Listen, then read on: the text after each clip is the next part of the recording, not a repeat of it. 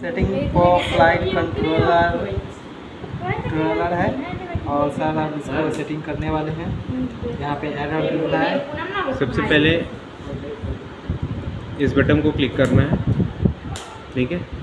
यहाँ से जैसे ही क्लिक करते हैं हमारा ये मेन्यू खुल के आ जाता है। इसमें सबसे आखिरी में चले जाएंगे हम।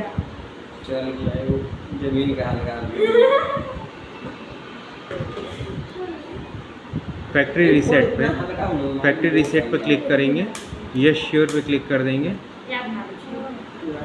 ये सारी चीज़ें रीसेट हो गई, ओके ओके आ गई। फिर कंटिन्यू पे क्लिक कर देंगे, बैक कर देंगे पूरा, ठीक। इसके बाद फिर मेन्यू पे जाएंगे, पीआई एडिटर पे जाते हैं। पीआई एडिटर पे जाने के बाद रोल आता है जिसको एलेरॉन कहा जाता है। इसकी सेटिंग करते हैं, इस 65 को 75 पे सेट करते हैं, करते हैं। लिमिट को जो है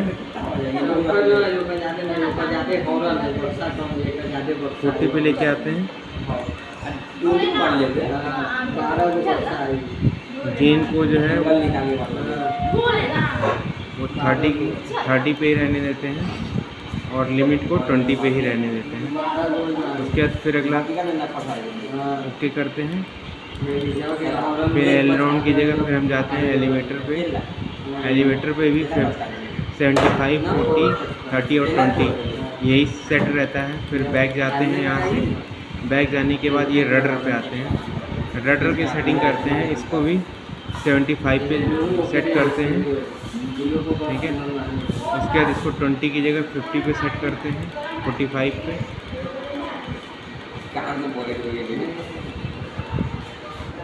ओके करते हैं। इस 50 को 30 पे कन्वर्ट कर देते हैं, 30 और ये 10 ही रहने देते हैं। ये सारा सेट हो गया।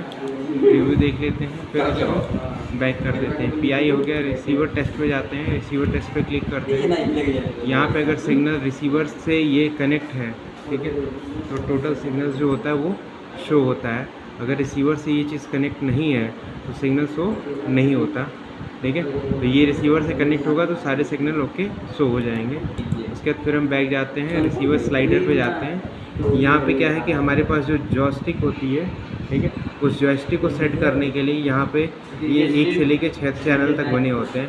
हम जैसे ही जॉयस्टिक को मूवमेंट कराते हैं यहाँ पे हमारा स्लाइडर मूव करता है, ठीक है। अभी जॉयस्टिक इससे कनेक्ट नहीं है इसलिए स्लाइडर शो नहीं हो रहा है, ठीक है। अब बैक जाते हैं। इसके बाद मोड सेटिंग के ऊपर जाते हैं। हम ऑक्सिलरी मोड में ही हमेशा इसको रखते हैं, ठीक है। बाकी सारी चीज़ें सेट हैं, इसमें कोई किसी प्रकार का परिवर्तन नहीं करना है। सेल्फ लेवल को ऑक्सिलरी मोड में सेट करते हैं। इसके बाद ये स्ट्रिक्ट मोड होता है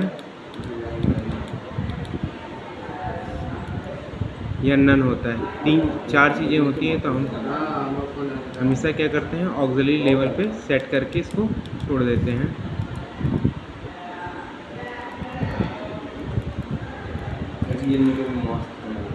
ठीक है। उसके बाद बैक करते हैं इसको। इसके बाद स्केलिंग को जो है ओके करते हैं, ठीक है। यहाँ पे क्या है, मिनिमम थ्रॉटल की लेंथ 10 है, इसमें किसी प्रकार का छेड़छाड़ नहीं किया जाता। अगर चेंज करने की ज़रूरत होगी तो यहाँ से चेंज हो जाएगा। फिर यहाँ से हम बैक जाते हैं इसको, ठीक। उसके बाद यहाँ पे है माइक सेटिंग। माइक सेटिंग इसमें लगा नहीं है इस कंपोनेंट में, इसलिए माइक की सेटिंग किसी प्रकार से नहीं की जा सकती। फिर जानते हैं self level setting. Self level setting पे ऑन करते हैं। पी गेन को 75 है, ठीक है। पी लिमिट को हम इंक्रीज़ कर देंगे।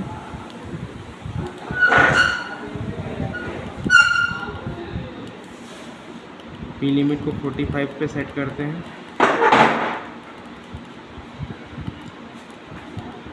उसके बाद ACC आर्म रोल को जो है 0 ही रहने देते हैं और ACC पिच रोल को भी 0 ही रहने देते हैं।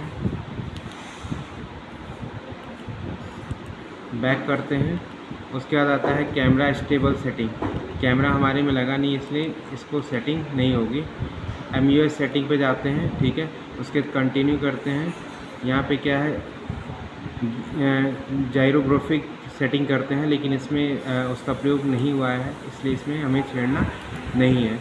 फिर सेंसर टेस्ट, इसमें सेंसर नहीं लगा है इसलिए इसको टेस्ट नहीं करना है।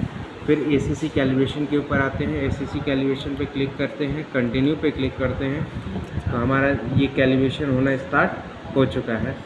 कैलिब्रेट होने के बाद ये ऑटोमेटिक जो है, कैलिब्रेट होने के बाद सारे एक्सेस को देखिए डिफाइन कर दिया कि X, Y and Z plane सारा ओके है। फिर कंटिन्यू पे क्लिक करेंगे और फिर नेक्स्ट पे क्लिक कर देंगे। फिर नीचे जाएंगे रिसीवर चैनल मैपिंग पे, ठीक है। ये 1 2 3 4 हमारा बिल्कुल सही है। फर्स्ट पे रोल होगा, सेकंड पे पिच होगा, थर्ड पे थ्रोटल होगा और फोर्थ पे जो है या होगा, ठीक है। इसके बाद इसमें बैक जाते हैं। बैक जाने के बाद मिक्स एडिटर पे कुछ नहीं करना है हमें, लोड मोटर लेवल लेआउट पर जाना है। हमारा किस प्रकार का ड्रोन है उसके हिसाब से, जैसे ये हमारा क्वाडकॉप्टर है तो क्वाडकॉप्टर एक्स मोड का ड्रोन है तो क्वाडकॉप्टर एक्स मोड को हम सिलेक्ट कर लेंगे और यहाँ पे श्योर का ऑप्शन आता है, येस कर देंगे। ये देखिए हमारे क्वाडकॉप्टर का ये स्ट्रक्चर होना चाहिए। तो वास्तव में ड्रोन का स्ट्रक्चर सेम टू सेम है अथवा नहीं है ये देख लेंगे। तो ऐसा ही हमारा ड्रोन ये बना हुआ है।